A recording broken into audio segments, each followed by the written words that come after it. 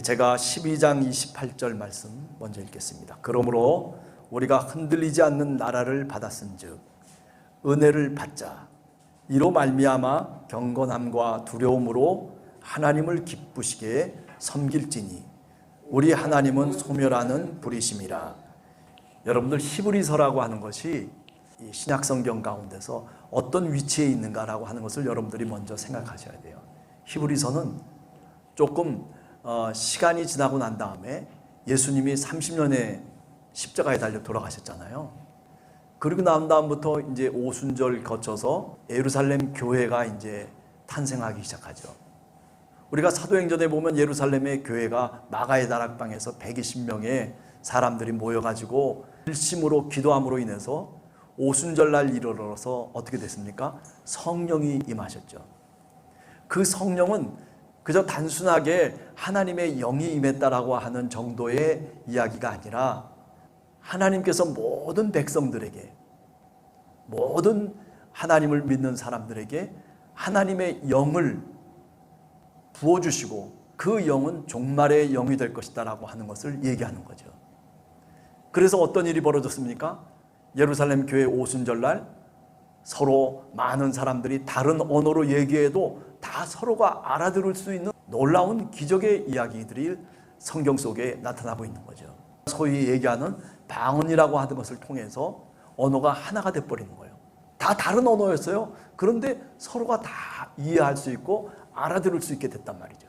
자, 그래가지고 교회가 잘 출발했는데 사도들을 통해서 또는 집사들을 통해서 교회가 이제 부흥하기 시작하는데 그 부흥하는 교회 속에 문제가 생기기 시작하는 거예요. 어떤 문제가 생겨요? 히브리파하고 헬라파가 갈라져서 경쟁을 벌이기 시작해요. 그런가 하면 아나니아와 삽비라의 얘기를 여러분들이 아시잖아요. 아나니아와 삽비라의 이야기는 뭡니까? 단순하게 성령의 뜻을 거슬렸다라고 하는 것이 아니라 돈을 갖고 이제 돈의 문제가 생기기 시작한 거예요. 히브리파와 헬라파가 서로 싸우게 된 것도 뭐예요? 결국 돈의 이야기예요. 돈이 모이고 쌓이면 어떻게 돼요? 꼭 문제를 야기시키는 거예요. 힘들고 어려울 때는 별 문제가 없어요. 그런데 돈이 생기고 뭔가 여윳돈이 생기기 시작하면 그 다음부터 문제가 생기기 시작하는 거예요. 그러면서 결국 그 결과로 어떻게 되냐면 헬라파 유대인들이 다 예루살렘에서 추방을 당해버려요.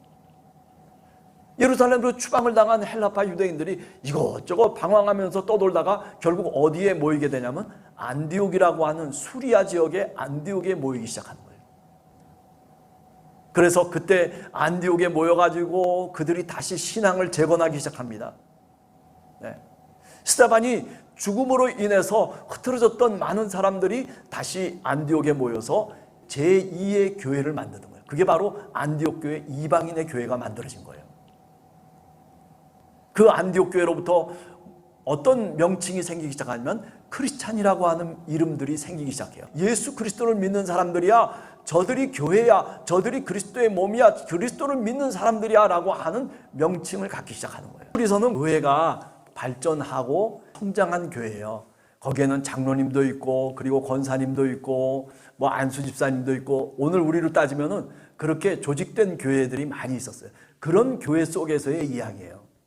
그런데 보세요. 이제 교회 속에 어떤 문제가 생기냐면은 28절을 보세요. 그러므로 우리가 흔들리지 않는 나라를 받았은즉. 왜 이런 얘기를 하는 거죠? 흔들리지 않는 나라를 우리가 받았은즉 은혜를 받자. 이렇게. 이거는요, 반대로 뒤집어서 얘기하면 지금 교회가 굉장히 흔들리고 있는 거예요. 순교자가 생기기 시작하고 여러 가지 어려운 일들이 겹쳐서 교회 속에 불어오기 시작한 거예요. 그래서 많은 사람들이 신앙이 흔들리는 거예요. 기도를 해도 응답이 안 돼요. 그러니까 어떻게 되냐면 이제 기도하는 모임들이 없어버렸어요. 오늘 우리 한국교회가, 우리 함께하는 교회도 마찬가지 아닙니까? 옛날에는 구역 예배도 드리고 그리고 같이 조그만 모임을 만들어 가지고 서로 신앙을 나누고, 그러나 이 코로나라고 하는 기간이 걸쳐지면서 그러면서 모임이 완전히 없어버린 거예요. 하여튼 지금 이 히브리서의 교회가 그런 거예요. 지금 흔들리고 있어요. 다 흔들려요. 그래서 뭐라고 사도 바울이 교인들에게 얘기하냐면 흔들리지 않는 나라를 너희가 받지 않았느냐. 흔들리지 않는 나라를 너희가 받지 않았느냐. 그 흔들리지 않는 나라가 뭐예요? 그게 바로 하나님의 나라죠. 하나님의 나라를 너희가 받지 않았느냐.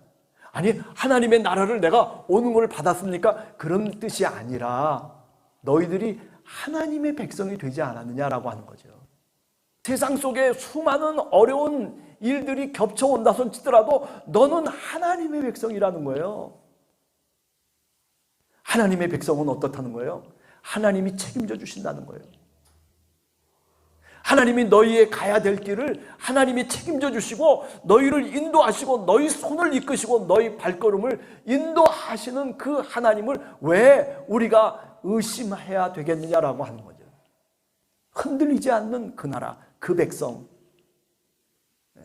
그것을 받았은 즉 그 다음에 뭐라고 얘기하고 있죠? 은혜를 받자. 이게 은혜를 지금 못 받고 있는 교회예요. 지금 이 히브리서 교회는 근심만 가득 차 있어. 교회에 나와도 은혜를 받질 못하고 어떻다는 거예요? 교회에 나와도 딴 생각만 하고 있는 거예요. 하나님의 말씀을 이야기하는데 자꾸 딴 생각만 하고 있는 거예요. 인터넷에서 이런 글을 제가 잠깐 봤는데 뭐라고 하냐면 그런 얘기를 하더라고요. 어차피 할 것 같으면 즐겁게 하자. 어차피 할 것 같으면 즐겁게 할 것. 누군가가 해야 될 일이라면 그렇다면 내가 먼저 하자. 언젠가 해야 될 일이라면 그렇다면 지금 오늘 하자. 그거 괜찮은 얘기더라고요. 보니까 예수 그리스도를 어차피 믿는 사람이라면 그렇다면 어떻게 해야 돼요? 즐겁게 신앙생활을 하자. 어차피 하나님이 나를 이끌어 가시고 내가 예수 그리스도를 믿고 하나님의 나라를 바라면서 내가 오늘 또 한 발자국 한 발자국 가는 길이라면 그냥 억지로 따라가지 말자는 거예요. 베드로처럼 무슨 예수님의 제자들처럼 그냥 억지로 주님 십자가의 길을 간다고 해가지고 그냥 억지로 따라가다 보니까 어떻게 됐어요? 결국 예수님을 부인하고 그리고 십자가의 길에서 다 도망치고 말잖아요. 이왕 예수 그리스도를 믿었으면 하나님의 나라가 있다는 것을 우리가 분명히 알고 흔들리지 않는 그 나라의 백성이 되었다면 어차피 가야 될 길, 성령이 우리를 이끌어 가시는 그 길, 어차피 가는 길 즐겁게 가자는 거예요. 할렐루야. 즐겁게 신앙생활 합시다. 할렐루야. 오늘 또 나와가지고 이렇게 목청을 돋구어가면서 이렇게 꼭 찬송을 해야 되나 마음속에 갈등하지 말고 그냥 즐겁게 어차피 1시간 지나갈 시간인데 즐거운 마음으로 기쁘게 웃으면서 할렐루야 하면서 그러면서 살아가면 그게 하나님의 은혜를 받는 그 통로가 되고 비결인 줄로 굳게 믿습니다. 은혜를 받자. 은혜를 받자. 은혜 받으시는 여러분들 되시기를 간절히 주님의 이름으로 축원합니다. 은혜를 받자. 그 다음에 이렇게 은혜를 받으면 29절에 보면 마지막 절이죠. 우리 하나님은 소멸하는 불이심이라. 불이래요. 불. 모든 것을 태워버리는 불이라는 거예요. 우리에게 시험이 오더라도 그 시험을 태워버리고 우리들에게 어려운 역경이 오더라도 그 어려운 역경을 태워서 죄로 만들어 흐트러져 버리게 만드시는 하나님의 능력이 우리 주님에게 우리 하나님께 있다는 것을 히브리서 교회에게 고백하고 있는 거예요. 그렇게 말하고 있는 거예요. 왜 장애물이 있다고 그렇게 두려워하고 왜 장애물이 앞에 있다고 그저 도망치고 뒤돌아보고 믿음에서 탈선해서 살아가려고 하느냐. 하나님은 소멸하는 불이시다.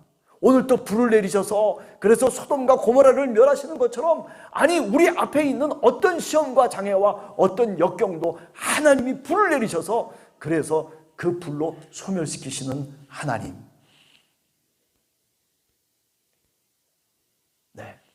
그런 하나님이 오늘 우리가 믿는 하나님이시니 염려하지 말고 흔들리지 말자라고 하는 게 오늘 이 히브리서의 내용이에요.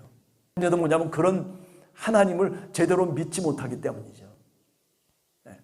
조금만 뭔가 문제가 생기면은 근심부터 걱정부터 불안부터 두려움, 그저 조금만 뭐 어떤 시험이 닥쳐오면은 그저 실족해가지고 그래서 늘 뒷걸음질 쳐야만 되는 그런 신앙인이 되지 말자는 거예요.